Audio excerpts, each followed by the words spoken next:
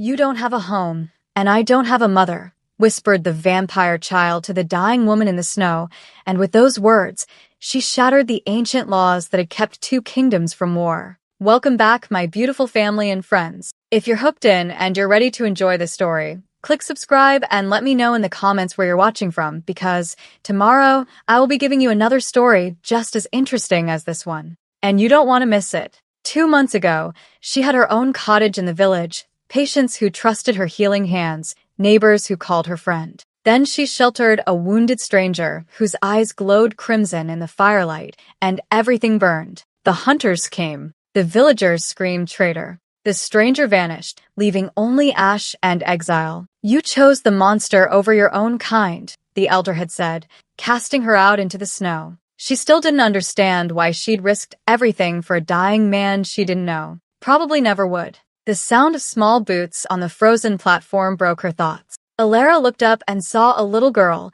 no more than 5 years old, wearing a crimson dress beneath a fine black wool coat and a dark knit hat with careful stitching. Behind her, 3 figures emerged from the fog-shrouded path leading to the distant citadel, a tall man in midnight armor, a woman wrapped in dark furs, and another man whose eyes gleamed too brightly in the darkness.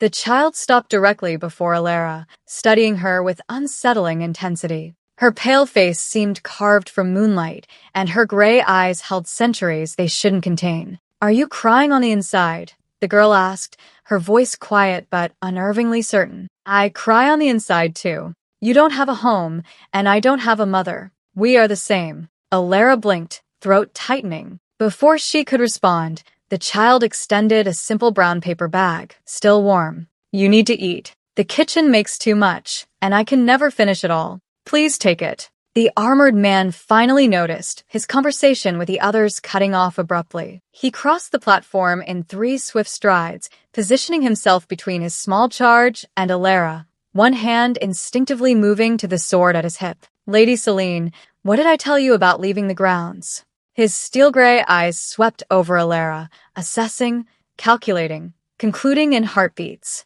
She knew that look. She'd seen it on every face since the exile. Automatic suspicion, barely concealed revulsion. The assumption that the homeless were dangerous, damaged, or deserving of their fate. "Apologies," he said curtly, though he wasn't looking at Alara. "Celine, we're leaving. Now." "But she needs food," Celine protested as he reached for her arm. "She's alone like me, Celine." "No." The girl pulled back, clutching the paper bag tighter, her voice fracturing. "The lonely woman needs it. You never see anything. None of you do." Alara tried to refuse the food, her voice hoarse. "It's all right, sweetheart. Your guardian is right. It's not all right." Celine was nearly shouting now, tears streaming down her porcelain cheeks. "Nothing is all right. Mother is gone and father locked himself in the tower, and everyone pretends it doesn't hurt, but it does." The armored man went rigid. The other 2 guardians tensed. A distant horn echoed from the citadel, the supply train approaching through the mountain pass. "We're going. Now." He lifted Celine into his arms. She thrashed and screamed, the paper bag tumbling from her hands to the snow-dusted stone. As the train's lights appeared through the swirling snow, Alara grabbed the bag and stumbled toward them. "Wait, please." But the man was already boarding the rear carriage, holding the sobbing child against his chest. The woman in furs shot Alara a look of pure venom before following. Celine pressed her small face against the frosted window, her palms flat against the glass, her mouth forming words Alara couldn't hear over the train's mechanical groan. The doors hissed shut. The train pulled away into the darkness. Alara stood alone on the empty platform, clutching a paper bag containing warm bread and a flask of mulled cider, her own tears finally falling unchecked onto the snow. The citadel's lights glowed in the distance, like a crown of stars she would never reach. For nights later, Celine Draven hadn't spoken a single word. Lord Varen watched the child push her goblet of blood across the dining table, her eyes fixed on some invisible point beyond the frost-covered windows. She didn't respond to questions, didn't react to promises of new dresses or trips to the winter gardens, only shook her head or pointed when absolutely necessary. "My lord, she must take sustenance," Mistress Leora urged, her usual composure cracking. It's been 3 days since she's touched blood or food. Her strength is fading. She'll drink when she needs to, Varen replied, his tone harsher than intended. He was exhausted. Court politics during the day, haunted thoughts at night, the king's increasingly volatile moods gnawing at everyone's nerves. That scene at the railway platform played endlessly in his mind. Mother is gone, and father locked himself in the tower, and everyone pretends it doesn't hurt. The king's 5-year-old daughter. She had screamed her deepest wound to a vagrant on a frozen platform, and none of them had realized how much pain she carried. Sir Kaelis Thorne appeared that afternoon, as he always did after perimeter patrol, his expression troubled. The child's been sitting in the eastern tower window since dawn, staring toward the abandoned platform. She's holding that paper bag again. Varen closed his eyes. Has she eaten anything from it?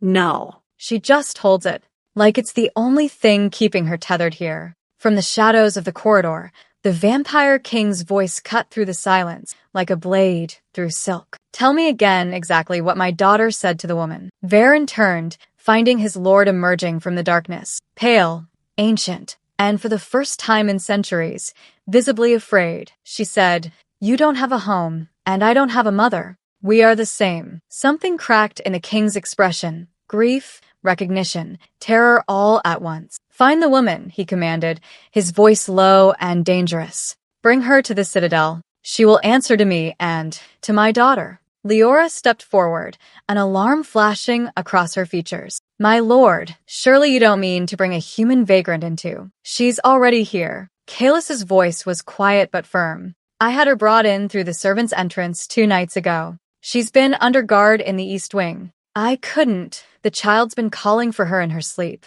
The king's eyes blazed crimson. "And you said nothing?" "I awaited your command, my lord. But Selene is fading." Kaelis met his sovereign's stare, without flinching. "I chose to preserve your heir's life while awaiting your wrath." Silence stretched between them like a drawn sword. Finally, the Vampire King spoke, his voice softer, weighted with centuries of loss. "Bring me the healer. It's time she learned what her mercy truly cost, and what it might yet save." As Kaelis descended the tower stairs to summon Alara from her guarded chambers, he remembered the first time he'd seen her. Not at the railway platform, but months earlier, in a burning village where she defied every instinct to shelter a dying stranger. He hadn't been there, but the king had told the story once, drunk on grief and blood, admitting he'd been that stranger. That was the night everything had started to unravel. The night the Vampire King had learned what it meant to owe a debt to a mortal, and how much that debt would ultimately demand. Alara woke to unfamiliar warmth. For a moment, she couldn't place where she was. The sensation of clean sheets against her skin, the absence of wind cutting through fabric, the stillness of a room with actual walls. She sat up slowly, her body aching with the particular exhaustion that comes from surviving too long on too little. The chamber was small but solid, carved from dark stone that seemed to absorb light rather than reflect it. A simple gray gown lay across the foot of the bed, far plainer than anything she'd seen on the castle's inhabitants, but infinitely finer than her ruined cream dress. And there, beside the bed, sat a pair of leather boots, sturdy, well-made, sized perfectly for her feet. A folded note rested atop them. Inventory surplus.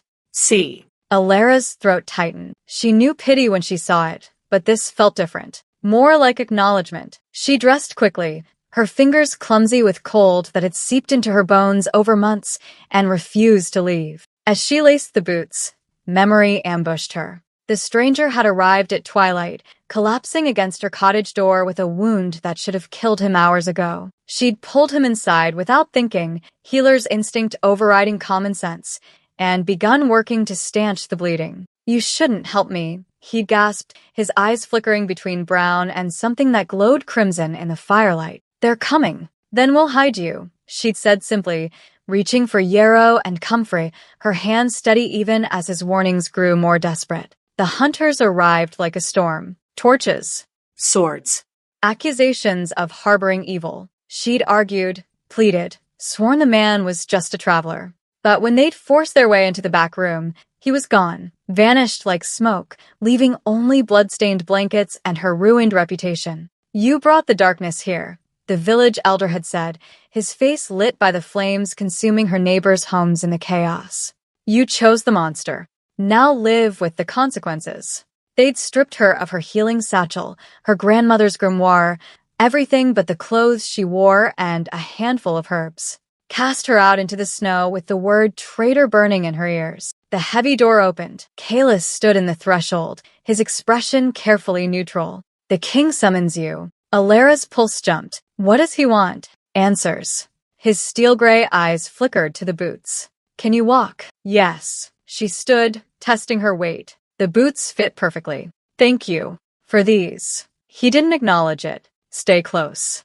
Don't speak unless spoken to. And whatever you do, don't lie to him. He'll know. They walked through corridors that seemed designed to intimidate, soaring ceilings, shadows that moved wrong, the ever-present sensation of being watched. Mistress Leora joined them at an intersection, her fur-lined cloak sweeping the floor, her dark eyes assessing Alara like one might examine a stain on expensive fabric. The vagrant cleans up passably, Leora murmured. Though I doubt it will matter. Enough, Kalis said quietly. They entered a hall so vast it swallowed sound. Throne room didn't quite capture it. This was a cathedral of power, all obsidian columns and vaulted darkness, lit by braziers that burned with flames too blue to be natural. At the far end, elevated on a dais of black stone, sat the vampire king. Lord Varen stood beside the throne, his posture military straight. His voice echoed through the space. Your Majesty, I present Alara Moro, the human who encountered Lady Selene at the railway platform. Alara's legs nearly buckled as understanding crashed over her. The wounded stranger, the man she'd sheltered. It had been him. The vampire king rose slowly, descending the dais steps with predatory grace. He was tall, pale as winter itself, dark hair falling past his shoulders. But it was his eyes that trapped her, ancient and burning with barely contained grief, recognition flickering in their depths as he studied her face. You, he said softly, and the word carried weight that pressed against her chest.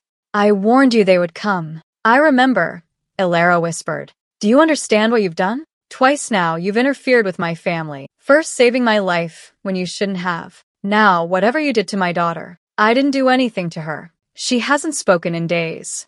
I haven't eaten, hasn't used her powers since her mother died 5 years ago. Then you appear, and suddenly she's screaming loud enough to crack stones. Explain. Alara's hands trembled. I don't know. She approached me. She said we were the same, both alone. I didn't even know who she was. You calmed her, Varen interjected. The child was causing a psychic storm, and you stopped it. How? I just held her face and spoke to her.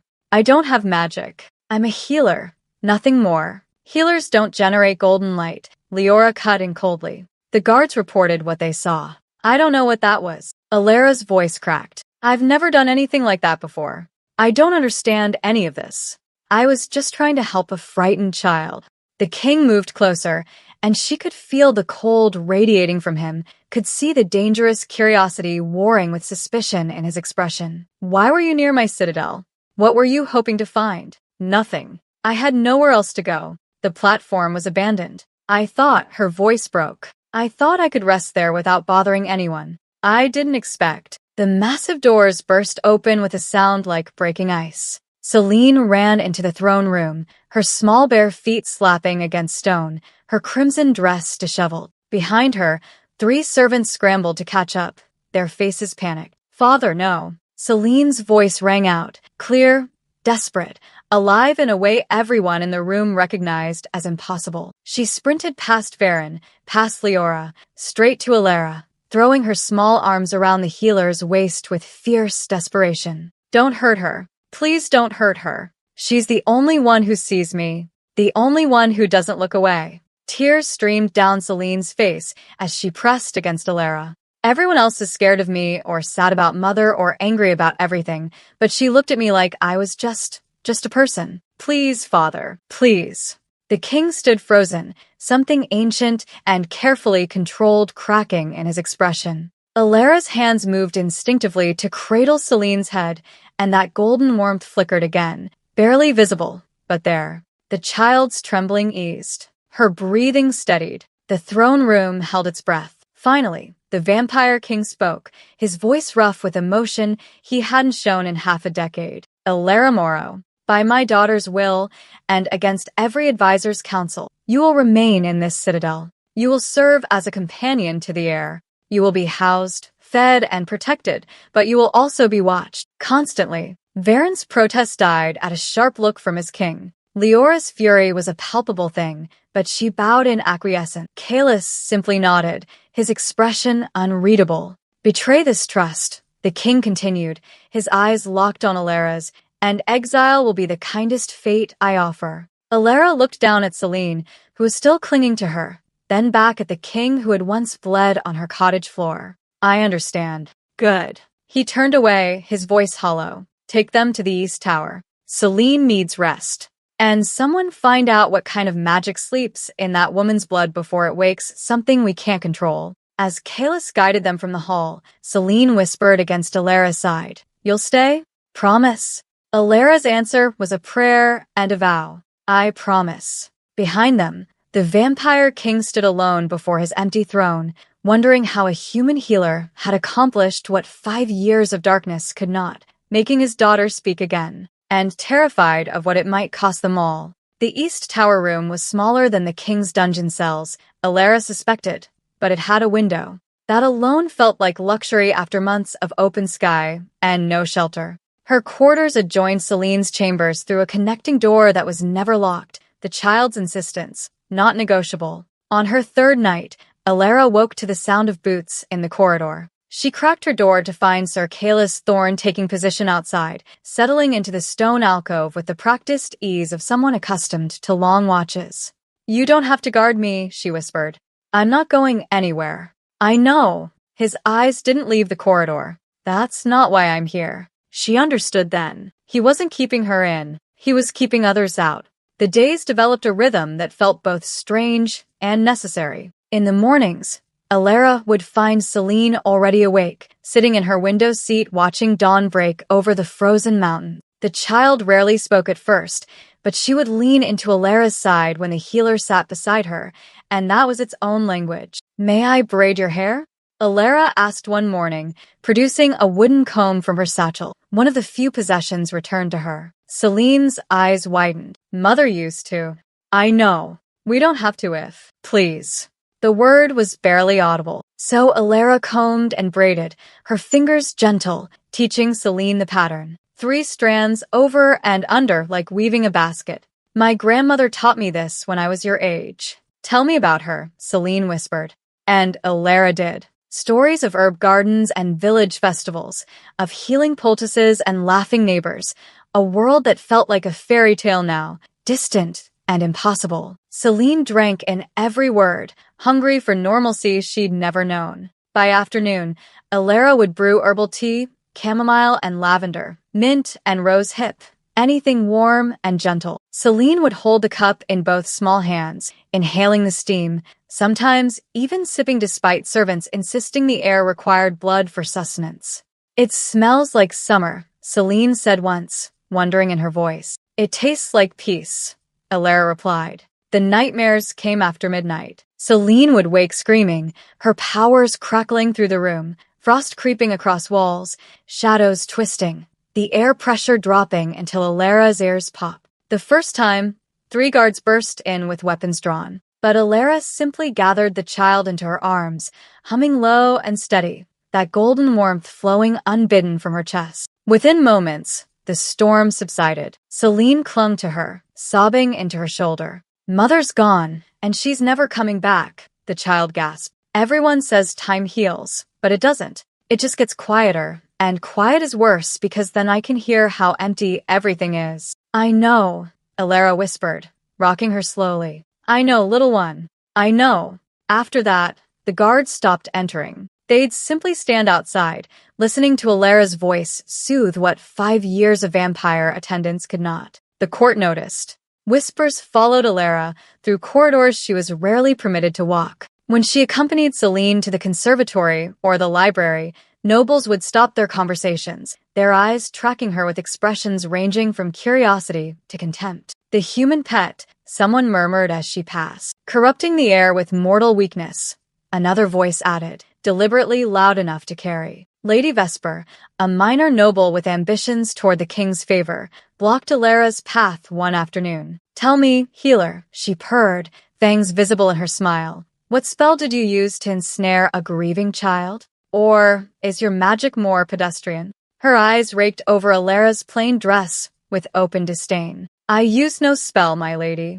Only kindness." "How quaint." Vesper leaned close, her breath cold against Alara's ear. "Kindness won't protect you when the court decides you're a liability. And we always eliminate liabilities." Alara held her ground, though her pulse hammered. "Then I suppose we'll see how long kindness lasts against cruelty." Vesper's laugh was as sharp as breaking glass. "Not long, I assure you." Mistress Leora's surveillance was more subtle, but far more dangerous.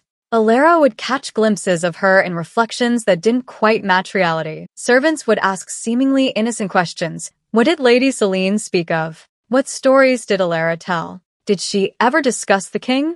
Once, Alara found a strand of her own hair carefully placed on her pillow, a message that her room had been searched while she slept. She mentioned none of this to Selene. The child's happiness was too fragile, too new. The vampire king remained distant but omnipresent. Alara would feel his gaze from shadowed balconies when she read to Selene in the library. She'd glimpse him in corridor intersections, his expression unreadable, before he'd turn away. Once, passing the council chamber, she heard his voice.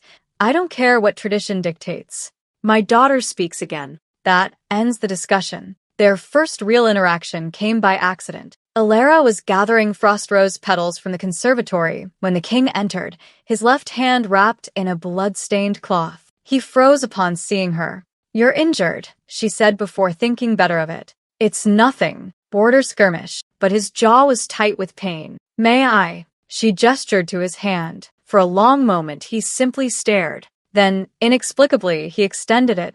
Alara unwrapped the cloth carefully. The wound was shallow but laced with something toxic. Iron, perhaps, or blessed silver. She cleaned it with distilled water from her satchel, then pressed a poultice of yarrow and comfrey against his palm. That golden warmth flickered again, and the king inhaled sharply. "What is that?" His voice was rough. "I don't know," Alara admitted. "It's only appeared since Selene." His dark eyes searched her face, and the silence stretched between them, charged, dangerous, full of questions neither could ask. This close, she could see the grief carved into his features, the loneliness that mirrored her own. "You saved my life once," he said quietly. "I never thanked you. You were dying. I'm a healer.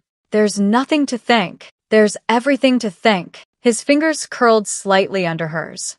"And everything to fear." Before she could respond, he pulled away, wrapping his hand himself. "You should return to Selene. She worries when you're gone too long." "So do you," Alara said softly. His back stiffened, but he didn't deny it. He simply left, leaving her alone among the frost roses with her hands still tingling from his touch. That evening, Lord Varen cornered her in the corridor outside her chambers. "You're making enemies, healer." His voice was low, almost kind. "Powerful ones. I'm just caring for a child. You're disrupting centuries of carefully maintained balance. The court sees weakness in the king's tolerance of you. His enemies see opportunity. And you," he paused, studying her with something like pity. "You see a lonely man and a motherless girl. You don't see the knives being sharpened in the dark. What would you have me do?" Alara's voice shook. "Abandon her? She'll break if I leave. Then you'll both break when the court forces the king's hand. Leave, Alara. Tonight. I can arrange passage beyond the mountains. You'll be free, and Selene will grieve, but she'll survive." "No." The word was firm. "I promised her I'd stay." Varen's expression hardened. "Then you've chosen to be a pawn in a game you don't understand. When the board is cleared, don't say you weren't warned." He left her standing there, his words echoing in the cold. Unable to sleep, Alara wandered the east towers and used levels. In a forgotten gallery, she found it, a portrait of the late queen, preserved under dust and moonlight. The woman was beautiful, pale and regal, dark hair cascading over her shoulders. Selene's features softened with warmth instead of grief. But it was her eyes that caught Alara's breath. Gray-green, flecked with gold. the exact shade that stared back at Alara from every mirror. Beneath the portrait, a plaque read, Queen Isara Draven, beloved consort, keeper of the dawn's last light. Dawn's last light. The same phrase has been whispered in Alara's dreams since entering the citadel. Her hands trembled as she traced the frame, a terrible suspicion taking root. Who had she really been before the village? Before the exile? And what had the queen died protecting? Alara stood before the portrait until dawn bled through the gallery windows, trying to reconcile the impossible similarity. When she finally returned to her chambers, she found Celine awake, sitting in the pre-dawn darkness. "You found her," the child said quietly. "Mother's portrait. Celine, you have her eyes." Celine's voice held no accusation, only wonder. "I noticed the first time I saw you. That's why I knew you were safe." Alara knelt before her. "What do you remember about your mother?" Warmth. Her voice sings old songs. The way she smelled like summer rain, even in winter. Celine's small fingers twisted in her nightgown. And the night she left, there was so much screaming. "Father told me she went away to keep me safe, but he never said from what. He never says anything. Maybe he's trying to protect you. Maybe he's just scared." Celine's ancient eyes met hers.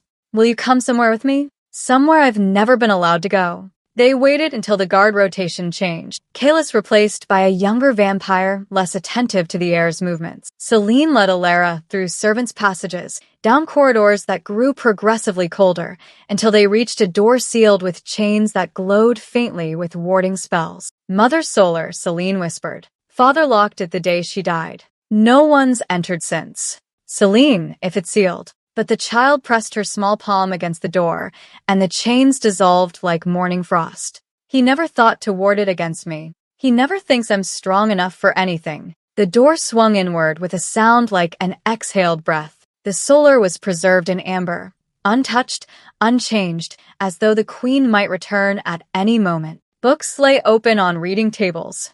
Embroideries stretched across a frame, needles still threaded. A teacup sat half full on the windowsill, its contents long since crystallized. But it was the feeling of the room that made Alara's skin prickle. Magic saturated the air like static before lightning, old and patient and waiting. "I used to hear her voice from outside," Celine said, standing at the threshold, singing the lullabies she sang to me. "But I was never brave enough to come in. Not alone." She looked up at Alara. "Will you come with me?" Alara's instinct screamed warning, but she took Celine's hand. Together. The moment Alara's foot crossed the threshold, the world fractured. Light exploded behind her eyes, golden, blinding, ancient. The solar dissolved into memory, and Alara was drowning in someone else's past.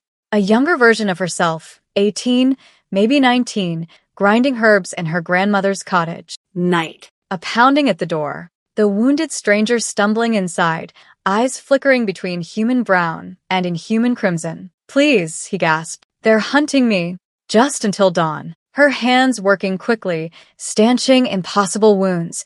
Her grandmother's warnings about harboring the supernatural forgotten in the face of suffering. Then the door exploded inward. Hunters in sanctified armor, crosses blazing, silver weapons drawn. There, the vampire, and the witch who shelters him. Young Alara backed away, terrified, as they advanced. The stranger was too wounded to fight, trying to rise and failing. Then, a woman appearing like lightning made flesh. Dark hair, gray-green eyes, power radiating from her in waves that made the hunters stumble. "You will not touch them," the woman commanded, placing herself between the hunters and Alara. "Either of them. Queen Isara, you defend this monster?" "This. I defend those who show mercy when others show only cruelty." The queen's voice was thunder. "Stand down or face me."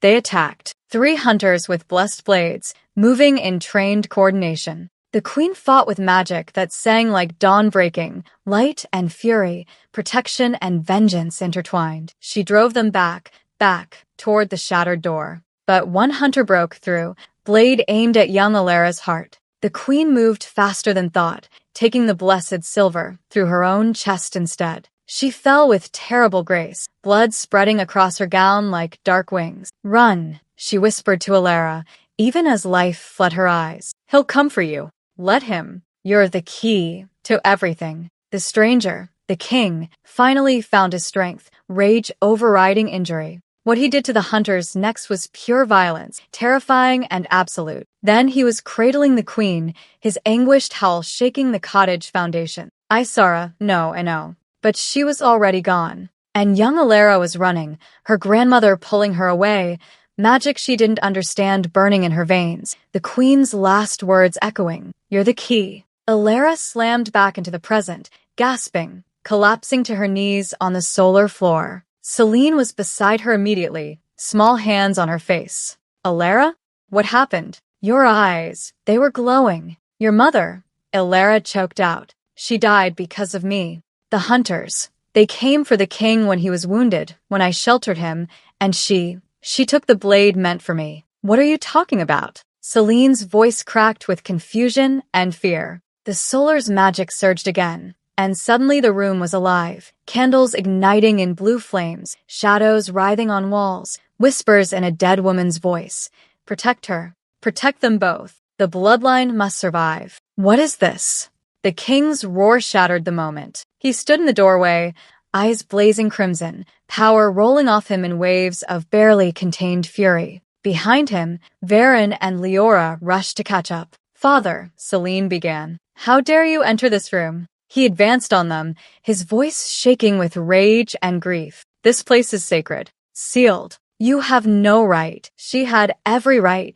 Alara stood, placing herself between him and Celine, that golden warmth flaring instinctively. "This is her mother's room. She deserves to know what happened." "You know nothing about what she deserves." The king's voice cracked. "I have spent 5 years protecting her from the truth. You've spent 5 years letting her drown in silence." Alara's magic was burning brighter now, responding to her emotion. "She thinks her mother abandoned her. She believes you blame her for." "I blame myself." The confession tore from him like a wound reopening. "Isara died because I was weak, because I sought shelter where I had no right, because I—" He stopped, eyes landing on Alara with sudden, terrible recognition. "Because I brought death to a healer's door. To your door." The realization hung between them like a blade. "You remember," Alara whispered. "You've known all along who I was. Not until I saw you at that platform. Not until I saw those eyes." His voice dropped to something raw and broken. "The same eyes that watched my wife die.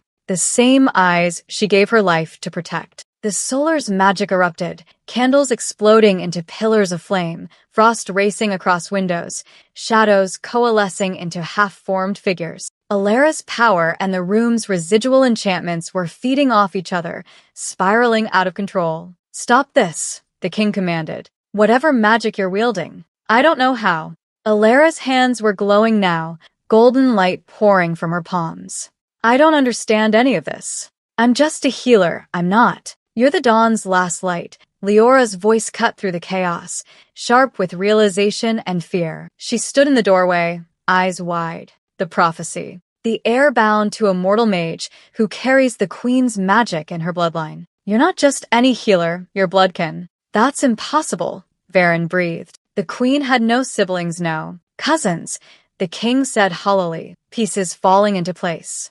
"Isara had cousins scattered through human villages. She never told me which ones. Said it was safer if I didn't know." His eyes fixed on Alara with new horror. "If the court discovers you carry royal blood, even diluted, they'll see her as a threat to the throne," Leora finished. Her expression shifted from shock to calculation, or as a tool to control the air. "No one speaks of this," the king commanded, his voice leaving no room for argument. "No one. This conversation, this revelation, it dies here." But Celine was staring at Alara, tears streaming down her face. "Mother saved you? She died protecting you."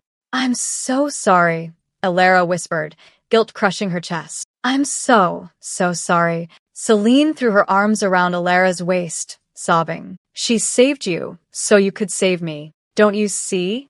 You're the gift she left behind." The solar's magic finally began to calm, settling like disturbed water. But the damage was done. As Leora backed into the corridor, her mind already racing with how to weaponize this knowledge, Alara met the king's gaze over his daughter's head. They both knew everything had just changed, and nothing would ever be safe again. The envoy from House Corvinus arrived 3 days after the solar incident, and with him came the scent of war. Alara watched from Celine's tower window as the procession entered the citadel, black carriages drawn by horses whose eyes glowed red in the twilight, guards in armor that seemed to drink light rather than reflect it. At the center rode Lord Corvinus himself, ancient and cruel, his reputation preceding him like a shadow. "Father is afraid," Celine whispered beside her. "I can feel it through the walls." "How can you tell?"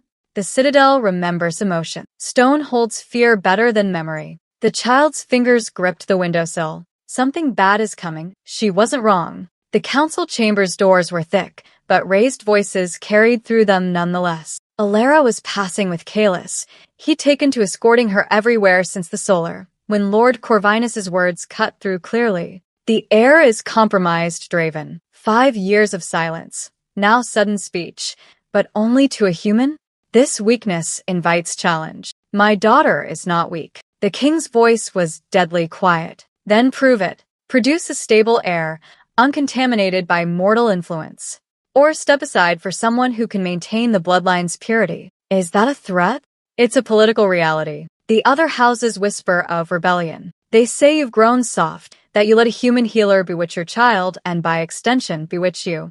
I've come as a courtesy to suggest you rectify the situation before the council does it for you. Silence stretched like a blade being drawn. "Kalis," Alara whispered. "What does he mean by rectify?" The knight's jaw tightened. "Nothing good." Come. "You shouldn't hear this." But she'd already heard enough. The feast was announced that evening, a formal reception for House Corvinus and the assembled nobles, mandatory attendance for all courtiers. And, to the shock of the entire castle, Alara Mora was summoned to attend at the king's personal invitation. "It's a test," Varen said flatly, appearing at her door hours before the event. "He's forcing the court to acknowledge your presence, to accept that you have his protection. It's either brilliantly strategic or catastrophically foolish. What should I do? Survive the night without giving them ammunition?" His eyes were hard. "Speak only when spoken to. Stay close to Celine. And for God's sake, don't display any magic." A dress arrived an hour later. Midnight blue silk with silver embroidery, finer than anything Alara had ever touched. No note, but she knew who'd sent it. The fit was perfect, as though made specifically for her measurements. When Kalis came to escort her, his expression shifted minutely. "You look terrified."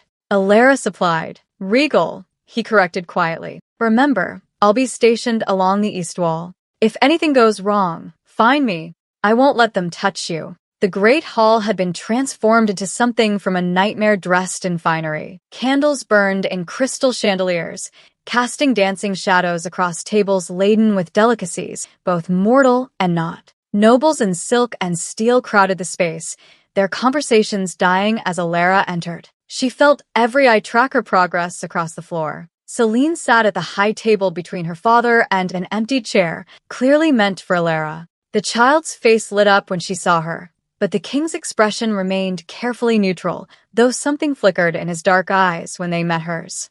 "Lady Alara," he said formally, rising to pull out her chair himself. The gesture scandalized half the room. "Please sit." Lord Corvinus, seated opposite, smiled like a wolf. "So this is the famous healer. How quaint." "Lord Corvinus," Alara managed, her throat dry. "Tell me, girl, what spell did you use to so thoroughly captivate our king and his heir? I've lived 8 centuries and never seen human magic work quite so effectively." "I use no spell, my lord. Only kindness." His laugh was ice. "Kindness? How mortal." His eyes slid to the king. "Is this truly what you stake your throne on, Draven? Mortal kindness?" "I stake my throne on my daughter's well-being," the king replied, his voice soft and lethal. "Which has improved considerably since Lady Alara's arrival." "Improved?" The child speaks to one human and suddenly she's stable? What happens when the human dies, as mortals do? Will your heir shatter again? Celine's hand found Alara's under the table, gripping tight. "That," the king said with finality, "is not your concern." Throughout the dinner, Alara felt the weight of attention and judgment. Lady Vesper whispered loud enough to carry. "I wonder if she warms his bed as well as she soothes his child." Other nobles were less subtle in their contempt, refusing to pass dishes in her direction or turning their backs when she attempted polite conversation. But there were moments, dangerous, electric moments, when the king's hand would brush hers reaching for wine, when their eyes would meet across Celine's sleeping head and hold longer than necessary, when she felt the full weight of his attention like sunlight after years of winter. "You're handling this better than I expected," he murmured during one such moment. "I'm excellent at pretending I'm not drowning," Elara whispered back. Something almost like a smile ghosted across his face.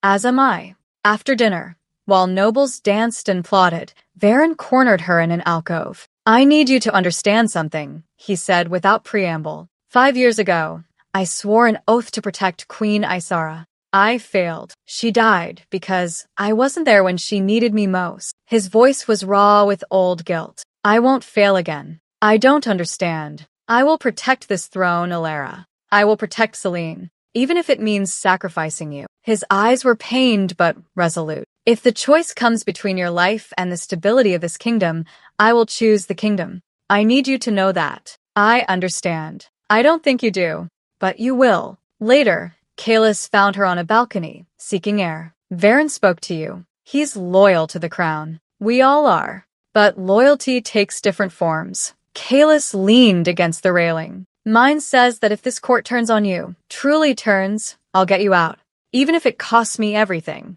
The queen asked me to protect those she loved moments before she died. That includes you."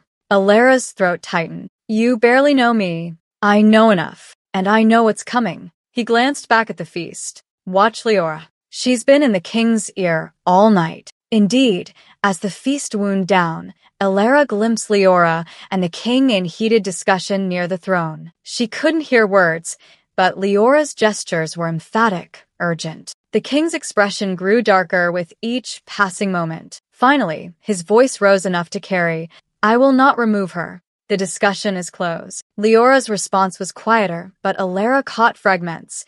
"Enemies using her against you. The prophecy, blood sacrifice." The king's hand slammed against the throne's arm. Enough. Unable to sleep later, Elara wandered the corridors. She shouldn't have, but restlessness drove her toward voices echoing from the king's study. The door was cracked open, and she recognized Varen's grave tones. "The prophecy is explicit, my lord. The mortal mage bound to the heir shall either shatter the throne through betrayal or preserve it through sacrifice of blood. Every seer we've consulted agrees. Elara's presence fulfills the first condition." "I know the prophecy." The king sounded exhausted.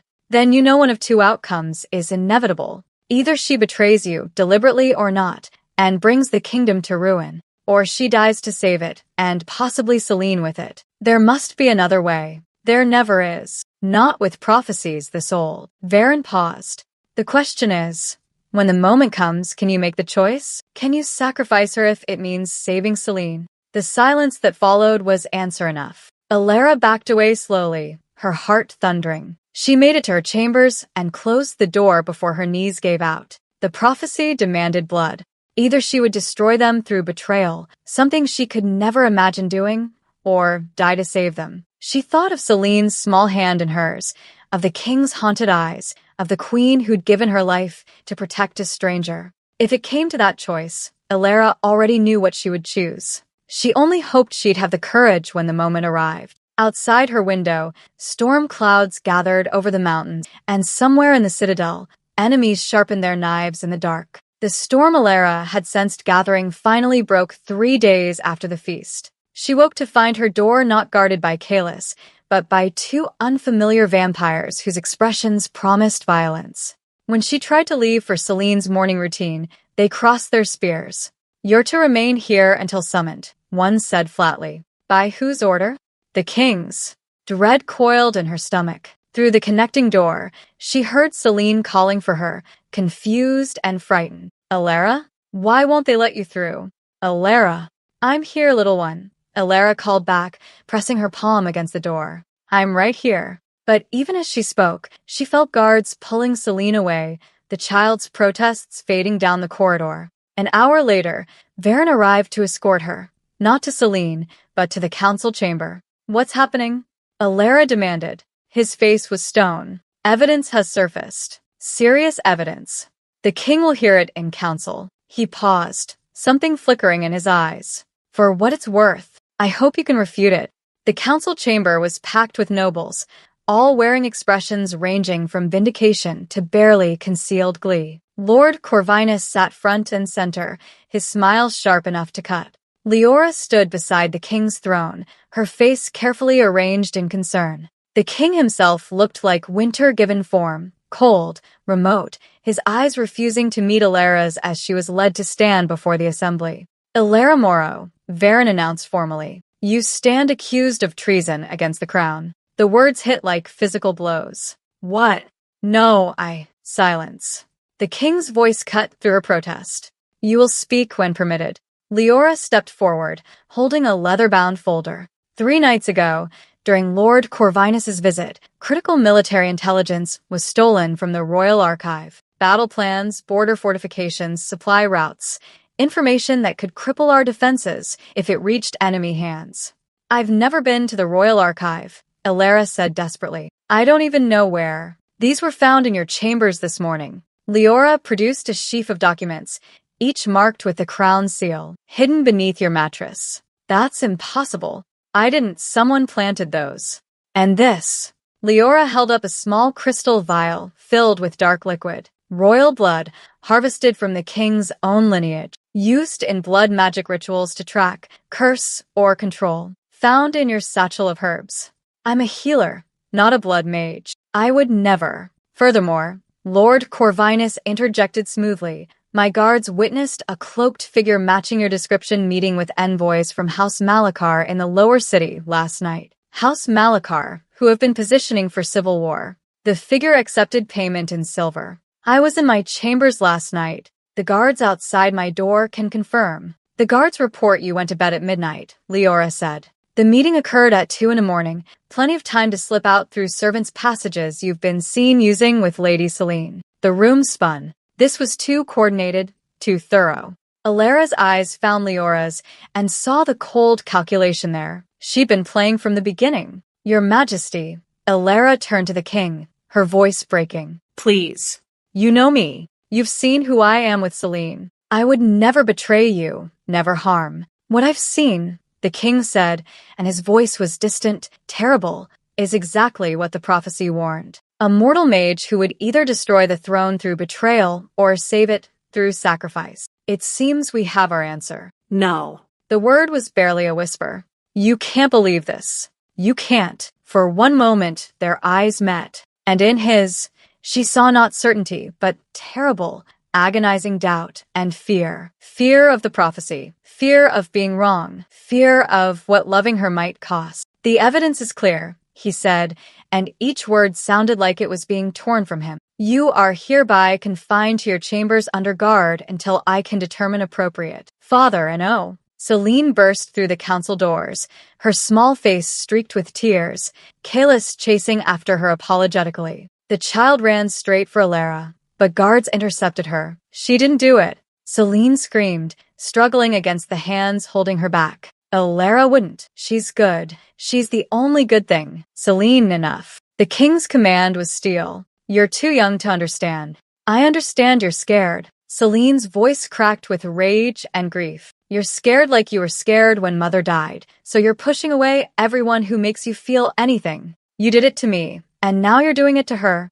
The king flinched as if struck. Your Majesty, Leora said smoothly, the child is clearly too attached to see reason. Perhaps Lady Ilara should be confined elsewhere, away from. She stays in the East Tower, the king said harshly. Under guard. No visitors, including Celine. I will question her further when... His voice faltered. When I can think clearly. You're making a mistake, Ilara said, tears streaming now. Please. Trust what you know, not what you fear. But he'd already turned away, his hand gripping the throne as though he might collapse without it. As guards surrounded her, Ilara caught Kalis's eye. He gave the slightest nod, a message only she would understand. I'll come for you tonight. They locked her in her chambers with 4 guards outside and 2 below her window. Celine's screaming echoed through the walls for hours before someone, probably a healer, sedated her into silence. Ilara sat on her bed, mind racing. She could wait for the king to see reason. But what if he didn't? What if his fear of the prophecy overrode everything? And Selene, gods, what was this doing to Selene? Near midnight, Kalis appeared at her door, dismissing the guards with a forged order. 10 minutes, he said quietly. That's all I can give you, Kalis. I know you're innocent, so does Varen, though he'll never admit it. But the king, he's terrified of losing Selene the way he lost the queen. That fear is blinding him. He pressed a hooded cloak into her hands. There's a service tunnel behind the kitchen pantry. It leads to the old cistern exit, half a mile from the citadel. Take it. Run. I can't leave Selene. If you stay, they'll use you as a scapegoat or worse. Leora has already suggested a public execution to restore confidence in the throne. His voice was grim. Go, Ilera. Get beyond the mountains. When this madness clears, if it clears, I'll find a way to bring you back. Ilera's heart shattered, but she knew he was right. Staying would only hurt Selene more when the inevitable came. She scribbled a quick note. Little one, I'm sorry. I promised I wouldn't leave, but they'll hurt you if I stay. You are braver than you know, and loved more than you believe. Remember the braids. Remember the tea. Remember that loneliness ends when we choose each other. I choose you. Always. E. She left it on the connecting door. Then she followed Kalis through shadow-dark corridors, through the kitchen where staff deliberately looked away, into the tunnel system that smelled of stone and forgotten time. Go, Kalis urged at the tunnel entrance, before I change my mind and lock you back up to keep you safe. Thank you, Ilera whispered, for believing me. Thank the queen. She told me once that mercy and love were worth more than law and order. I'm trying to honor that. He pressed a small pouch into her hand, coins and dried food. The platform. Where are you going? She nodded. Then, that's where we'll look for you. When this is over. Ilera ran. The tunnel seemed endless, her breath fogging in the cold, her new boots echoing on ancient stone. When she finally emerged into the forest, snow was falling in thick curtains, the wind cutting through her cloak like knives. She headed toward the only place that made sense, the abandoned platform where everything had begun. She was perhaps halfway there when it happened.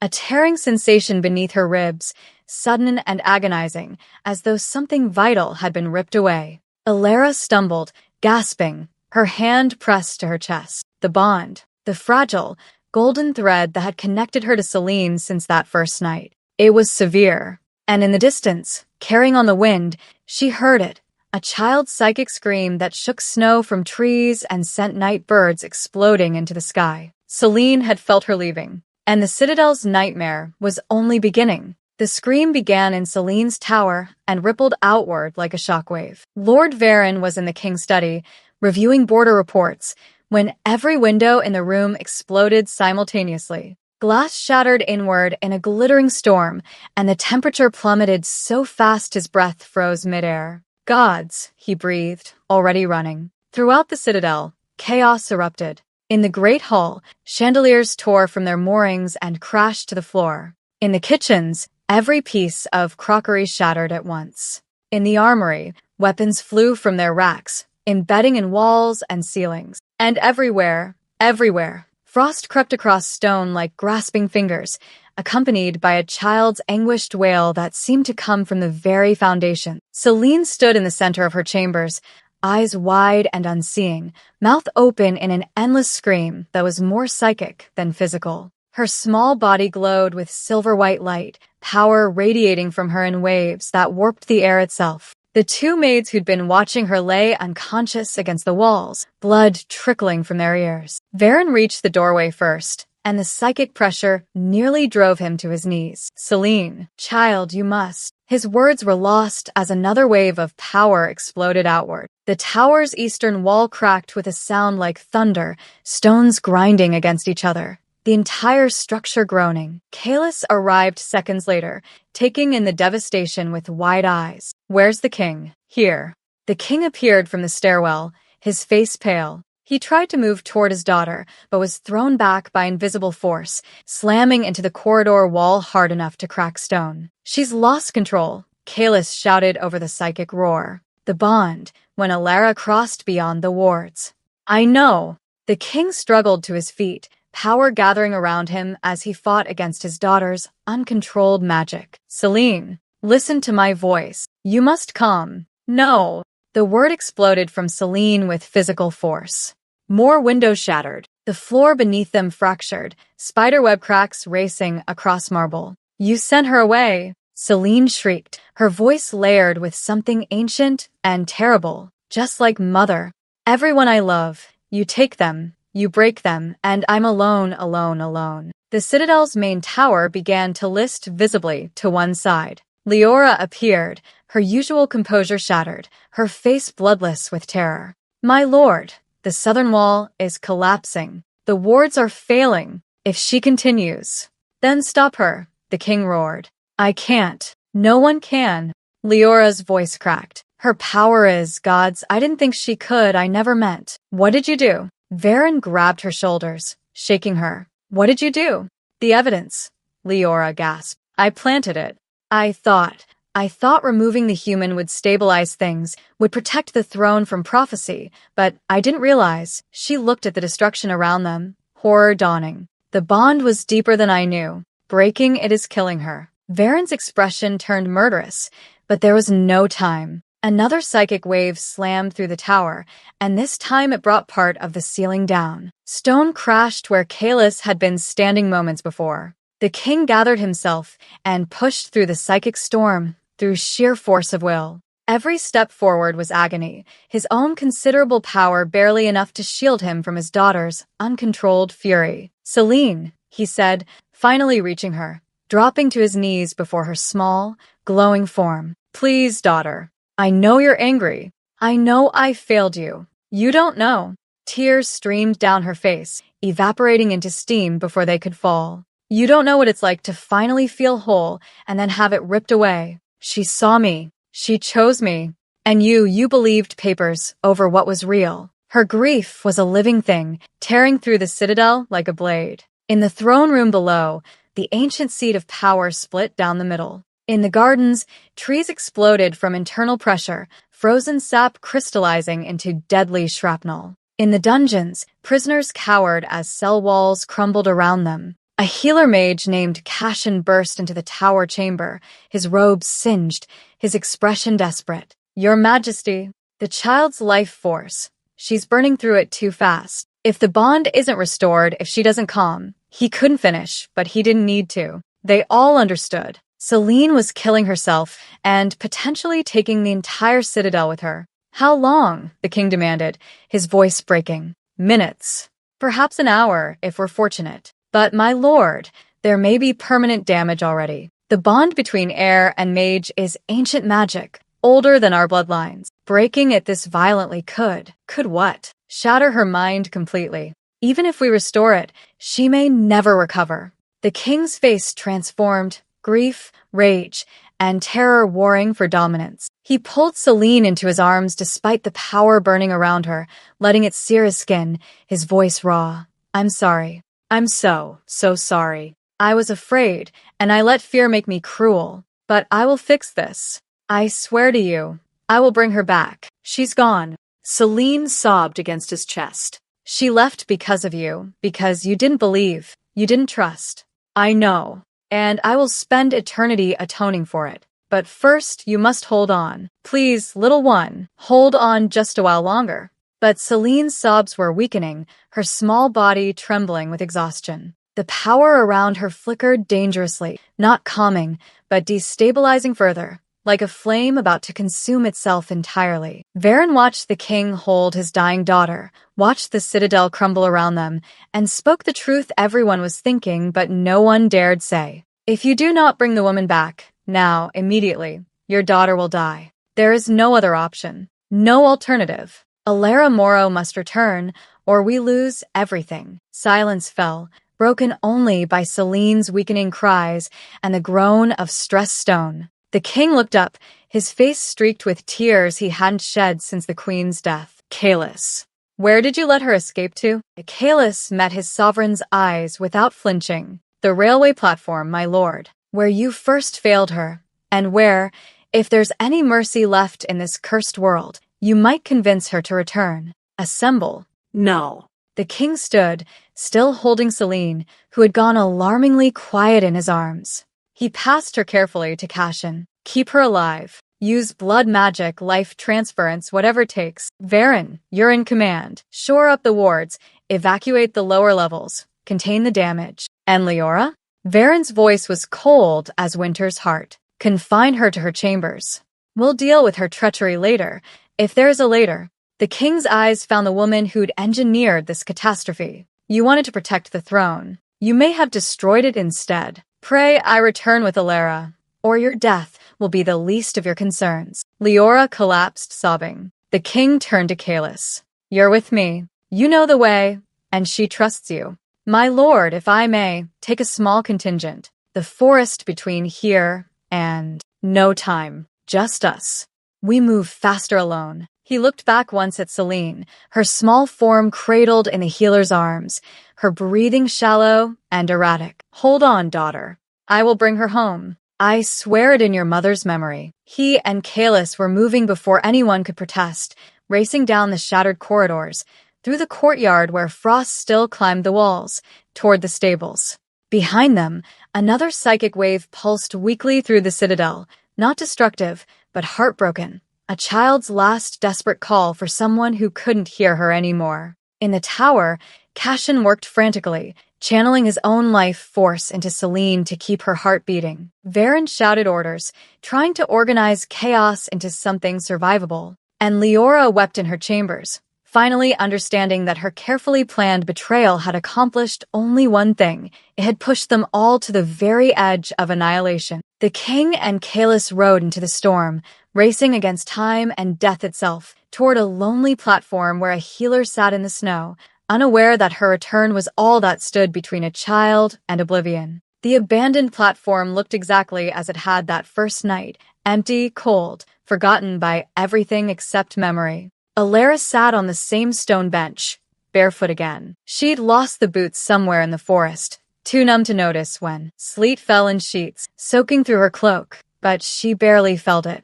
The tearing sensation in her chest had faded to a dull, constant ache, like a wound that would never quite heal. She knew what it meant. Selene was dying, or close to it. And there was nothing Ilara could do except sit where it all began and wait for the end. The memories came unbidden now, clearer than they'd ever been. The queen's last words. He'll come for you. Let him. You're the key to everything. The king's anguished howl as he cradled Isara's body, his power exploding outward in grief, so profound it had scorched the earth around them. His desperate promise to the dying queen. I'll protect them both, your daughter and the healer. I swear it, my love. I swear. But he'd failed. Lost Ilara to exile and spent 5 years drowning in guilt and distance, unable to face what his need for shelter had cost. Hoofbeats shattered her reverie. 2 riders emerged through the snow, the king and Kalis, both drenched and wild-eyed. The king dismounted before his horse fully stopped, striding across the platform with fury and desperation warring on his face. You ran, he snarled, like a coward, like someone with guilt to hide. I ran because you condemned me. Ilara stood, trembling with cold and rage. You believed forged documents over everything you'd seen, over Selene's love. Over what she choked on the words. You were so terrified of the prophecy that you let fear destroy the one thing Selene needed. The evidence was planted, you fool, by Leora, who wanted me gone. Ilara's voice cracked. But you were ready to believe it, ready to throw me away before I could hurt you first, just like you threw away every connection after the queen died. The king flinched as though struck. Selene was right, Ilara continued, tears streaming now. You keep breaking people to avoid feeling your own grief. You locked her away, locked yourself away. And when something real finally broke through, you destroyed it. She's dying.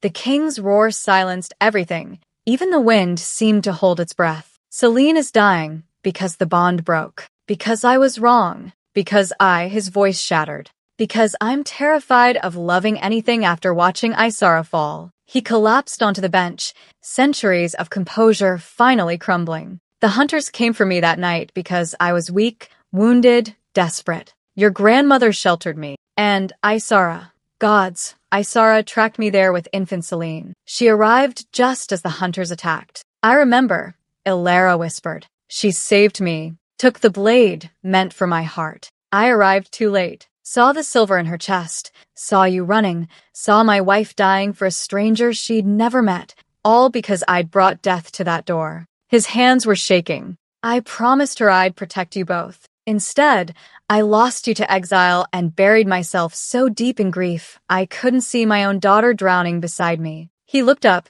his ancient eyes raw with unshed tears. Then you appeared at that platform. Same eyes as my dead wife. Same mercy that cost Isara everything. And I was terrified that letting you near Selene would doom you both. That the prophecy would force me to choose between you, and I'd fail again. So you chose to push me away first. Yes.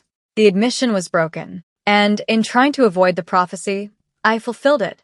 I shattered my daughter's heart myself. Ilara knelt before him, her hands finding his frozen ones. She needs you to trust, to believe that love isn't weakness. I need you, he said hoarsely.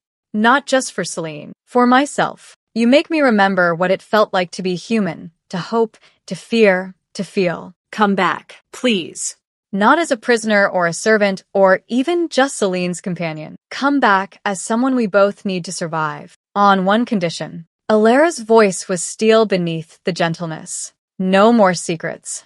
Tell Selene the truth about her mother, about the prophecy, about everything. She deserves honesty, not protection built on silence. The king hesitated, then nodded. Everything. I swear it. Then take me home. They rode through dawn breaking over mountains, Ilara seated before the king on his mount, wrapped in his cloak. She felt Selene's life force flickering like a candle in storm wind, faint, but still burning. Faster, she urged, and the king needed no further encouragement. The citadel was a ruin of cracked towers and shattered windows. Frost still clung to walls, and the main gate hung askew. But in Selene's chamber, a small heartbeat persisted. Ilara ran to the bed where Selene lay, pale as death, Cassion's hands glowing as he channeled what remained of his strength into keeping her alive. Selene, Ilara whispered, gathering the child into her arms. I'm here, little one. Selene's eyes fluttered open, gray and ancient,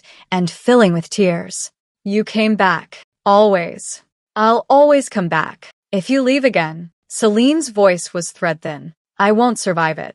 Then I won't leave. Not without you. We choose each other, remember? Whatever happens, wherever we go, we're together. Ilara pressed her forehead to Selene's.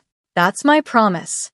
My real one. Golden light flared between them. Warm, gentle, right. The severed bond reformed, stronger than before, and color flooded back into Selene's cheeks. Her breathing deepened. The citadel's oppressive atmosphere lifted like fog burning away. Cassion sagged in relief. The bond, it's stable. She'll live. Behind them, Varen dropped to one knee. Lady Ilara, I doubted you, suspected you, and nearly cost us everything. I swear renewed loyalty, to the heir and to you. I will not fail again. Kalis knelt beside him. I stand between you and any who would harm you, on my honor and my life. Only Leora remained standing, trembling in the doorway. I confess, she said hoarsely. I planted the evidence. I arranged the false meeting. I wanted to protect the throne from prophecy, and instead, she looked at the destruction. I nearly destroyed everything. I expect execution. Ilara met the king's gaze, then turned to Leora. Selene needs stability, not more death. You'll serve the citadel, truly serve it. In whatever capacity, repairs the damage you've caused.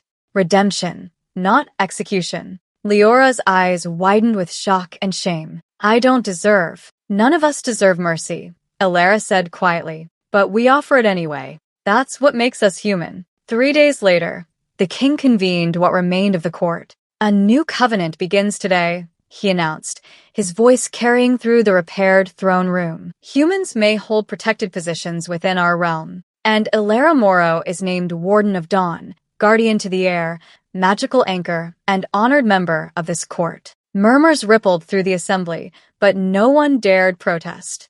Not after witnessing what Selene's grief could unleash. The prophecy spoke of destruction or salvation through blood sacrifice. The king continued. It demanded neither. The mortal mage's bond with my daughter has stabilized powers that threatened us all. The prophecy is fulfilled, not through death, but through choosing love over fear. Later, in private, the king found Alara in the gardens. The court will test you. This isn't over. I know. She smiled slightly, but we've survived worse.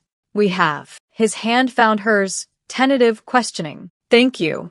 For saving her. For saving me. We saved each other, Alara corrected. Weeks later, Alara and Celine returned to the abandoned platform, Kalis and two guards maintaining respectful distance. They carried blankets, food, and healing supplies, leaving them for travelers who might need shelter, as Alara once had. Celine placed a brown paper bag carefully on the bench. For the next lonely person. That's perfect, Alara said softly. Rain began to fall, gentle, cleansing. Celine tucked her small hand into Alara's, and they stood together watching water darken the stone. Are you still lonely? Celine asked. Alara looked down at the child who'd seen her heart that first night, at the citadel rising in the distance, still dangerous, still full of shadows, but also full of possibility. No, she said truthfully.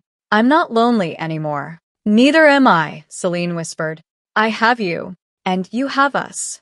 They walked back toward the citadel together, healer and heir, human and vampire, mother and daughter of a kind, leaving the abandoned platform behind. But they'd return, to remember, to help others, to honor where two broken souls had found each other in the snow and changed everything. The rain washed away old sorrows, and in the citadel's towers, candles burned against the darkness, a light that would endure. The end.